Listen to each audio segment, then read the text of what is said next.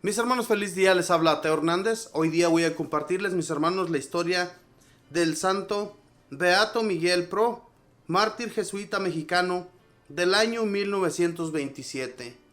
Vamos a escuchar con mucha atención, mis hermanos, la historia de este santo, un santo paisano que pues espero nos ayude mucho, mis hermanos, para nosotros también trabajar en la santidad. Comencemos pues. Dice así: el Padre Pro es un santo del siglo XX. Murió en 1927 y fue beatificado por el Santo Padre Juan Pablo II en 1988. Nació en Guadalupe, México, el 13 de enero de 1891. Siendo muy niño, se intoxicó al comer unas frutas pasadas y estuvo al borde de la muerte. La mamá lo llevó ante la imagen de la Santísima Virgen María y lo encomendó con toda su fe, y el niño se curó prodigiosamente. De jovencito es sumamente inquieto, muy alegre, trabajador y optimista, pero pone toda la casa en revolución. Un día oye que la mamacita, llena de angustia, exclama: «Oh Dios mío, convierte a este hijo mío». Y el joven, que amaba inmensamente a la buena mamá, le da un abrazo y le dice: «Mamá, mi segundo nombre es Agustín, y San Agustín fue un gran convertido. Ya verás que yo también me voy a convertir». Y desde aquel día mejoró notablemente su conducta. Le encanta la música y la declamación. Al escucharle sus discursos en las veladas estudiantiles, las ancianitas dicen: «Este sí que servirá para sacerdote predicador». Con sus hermanos y hermanas, son 7 en total, organiza una pequeña orquesta que ameniza las reuniones del barrio. Su papá tiene una mina, y Miguel, al charlar con los obreros, va conociendo los problemas del pueblo pobre y se va encariñando con los más necesitados. Le agrada más la acción que el estudio. Ayuda a su padre en la administración de los negocios, pero sigue sus estudios regularmente. A los 20 años siente un gran vacío. Necesita de alguien que lo dirija espiritualmente. Se da cuenta de que él solo no logrará atinar con el camino de la perfección y de la santidad. Afortunadamente, un padre jesuita lo invita a una convivencia de 3 días, y allí encuentra paz y luces espirituales. Un día tiene un grave accidente.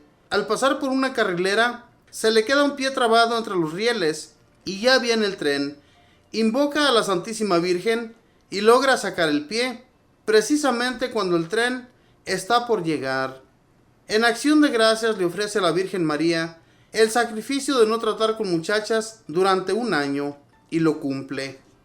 Desde su encuentro con los padres jesuitas, Miguel ha cambiado totalmente. Ahora ya es más meditador y menos superficial. Su hermana se va de religiosa y él siente también un gran deseo de entrar en una comunidad.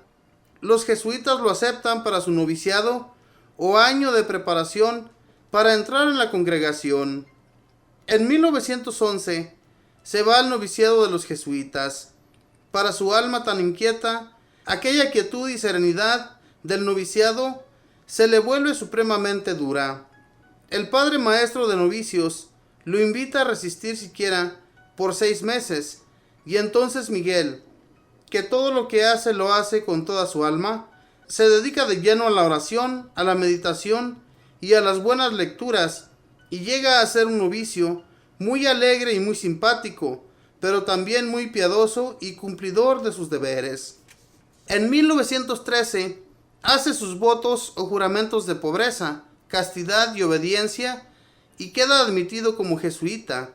La comunidad de los padres jesuitas fue fundada por San Ignacio de Loyola hacia el año 1550 y es la comunidad religiosa de varones más numerosa en el mundo.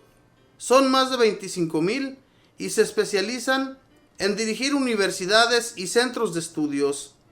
En 1913 estalla una revolución en México y el papá de Agustín pierde sus bienes, que pasan a manos de los guerrilleros. El noviciado jesuita es invitado y los religiosos tienen que salir huyendo disfrazados. Miguel viaja disfrazado de charro y por entre maizales y montes logra llegar a Guadalajara. Los superiores, viendo el peligro que corren los jóvenes novicios, los envía a Estados Unidos a seguir sus estudios. Pero el no saber inglés les trae muchas molestias y entonces los envía a España, país neutral, donde la Primera Guerra Mundial 1914-1918. Aprovechando sus cualidades naturales, Miguel hace de payaso, actor, equilibrista y caricaturista, y así distrae mucho a los demás compañeros y hasta los superiores en aquellos años de horribles angustias mundiales. Llega la terrible gripe asiática en 1917, que lleva al sepulcro a miles y miles de personas, y entonces Miguel se va a los salones donde yacen montones de enfermos con fiebre y los distrae muy sabrosamente con sus presentaciones cómicas. Los enfermos piden frecuentemente que les envíen al joven seminarista para que los distraigan aquellas horas monótonas de su enfermedad. Los domingos y festivos va a los barrios pobres a enseñar catecismo a los niños y se encariña grandemente con esta pobre gente abandonada. Los jesuitas lo envían a Bélgica para que vea cómo trabajan los sacerdotes con los obreros, y luego a París para que conozca los apostolados sociales de la iglesia. Así se va encariñando más y más con el apostolado entre los más pobres. Pasa noches sin dormir a causa de un fortísimo dolor en el estómago. Solo se consuela rezando. Al fin descubre que es una úlcera y la opera. Se establece y es ordenado sacerdote en 1925 y enviado otra vez a su patria de México, donde la persecución a la iglesia es espantosa. Llega a su patria disfrazado de comerciante y con carnet de ganadero, y en la aduana no se dan cuenta de que es sacerdote y lo dejan entrar. El presidente Calles ha jurado acabar con la religión católica y prohíbe toda actividad a favor de la religión. Los católicos se unen y se proponen defenderse y fundan la Liga para la Defensa de la Religión. Nombran como capellán al padre Pro. 150 jóvenes, bajo la dirección del joven sacerdote, van por las calles repartiendo hojas volantes contra las leyes antirreligiosas e invitando a la resistencia pacífica. Recogen ayudas y las llevan a las familias cuyos jefes han sido llevados a la cárcel por ser católicos. El padre Pro va por las casas celebrando la Eucaristía, disfrazado de vendedor o de médico, etc. Viaja en bicicleta como un mensajero y organiza un grupo de 400 catequistas para enseñar la religión. Los policías son 10,000, pero no logran capturarlo. Un día el padre Pro va en un taxi y se da cuenta de que la policía lo viene siguiendo. Le dice al taxista: siga viajando despacio, pero no se detenga. Yo me lanzo del auto en movimiento. Y se lanza al pavimento. Se hace que anda borracho de lado a lado por la calle. Los policías, al creer que es un borracho, siguen adelante diciendo: ese no puede ser un sacerdote. Otro día en una droguería, al ver que la policía viene en su busca, toma del brazo a una señorita y como un par de novios se aleja de allí, sin que la policía pueda sospechar que es el sacerdote que están buscando. En plena persecución dicta en Ciudad de México una tanda de retiros por 3 días a un gran número de sirvientas, y ninguna cuenta a la policía que ese es el famoso padre Pro. Disfrazado de mecánico, va a los garajes y talleres a dar conferencias de la religión a los obreros, y vestido a la última moda, llega a la casa de los ricos a dictar conferencias de religión a las señoras ricas allí reunidas. Sus grandes devociones son la Eucaristía, el Espíritu Santo y la Santísima Virgen. Celebra la misa con gran devoción, aunque siempre a escondidas, porque el gobierno anticatólico ha prohibido la celebración. Lleva la comunión a los católicos que están prisioneros y con obsequios a los guardias de la cárcel consigue que los traten mejor. Les lleva regalos cada vez.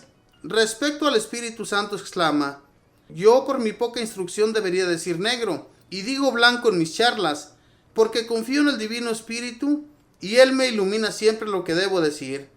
Y en cuanto por la Santísima Virgen, sentía por ella el afecto de un buen hijo hacia la mejor de las madres, y la Madre de Dios lo libró y le salvó la vida muchísimas veces, porque los peligros eran todos los días y a todas horas.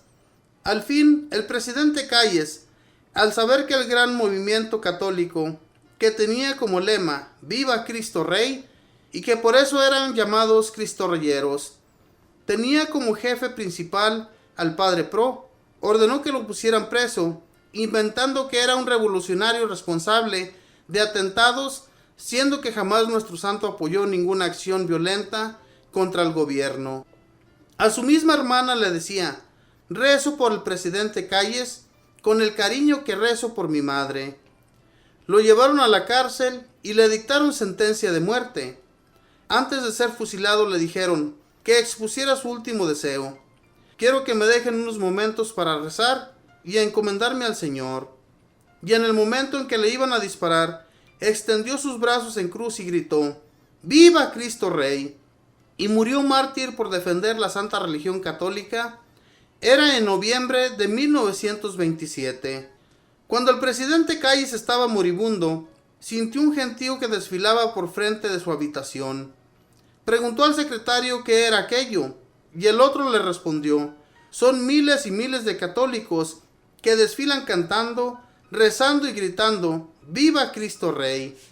El perseguidor exclamó tristemente: nos vencieron, y murió. La sangre de los mártires es semilla de nuevos cristianos, decían los antiguos. El padre Pro derramó su sangre por defender la religión de Cristo, y ahora en México el catolicismo es la religión de inmensa mayoría y sigue progresando admirablemente con la bendición de Dios. Valeroso padre Pro, te rogamos por todos los que extienden la religión en el mundo, que gasten todas sus energías en hacer amar y conocer siempre más y más a Cristo Jesús. Si estos y aquellos pudieron llegar a la santidad, ¿por qué no voy a poder llegar también yo? Estas fueron palabras de San Agustín. Y este santo admiraba a San Agustín. Hermanos, en realidad que en México esta persecución de los cristeros, los que creían en Cristo, que anduvieron propagando la fe, en primer lugar este santo, que su padre era muy acomodado, tenía dinero, siempre tuvo el deseo de ser un sacerdote y entró en la comunidad de los jesuitas. Aunque sufrieron mucho, tuvieron que ser perseguidos. Ellos se fueron en primer lugar a Estados Unidos, como nos puede contar la historia. En Estados Unidos no les gustó mucho porque no entendían el idioma. Luego los mandan a España, un país totalmente español, donde el idioma pues no se les iba a dificultar. Y él también pues allá en aquel país sufre mucho, ya que también pues cuando llegan allá se encuentran con la Segunda Guerra Mundial, esa guerra que estuvo también pues muy peligrosa. Sin embargo, mis hermanos, en aquel tiempo también había mucha gente pobre en todo lo que fue Europa, ya que habían sido muy invadidos por los países que estaban en contra. Y el padre Pro cuenta aquí su historia, que se encariñaba con los niños y iba a enseñarles el catecismo y los instruía en la religión. Iba también a celebrar misas a las casas de las gentes ricas y a las casas de la gente pobre.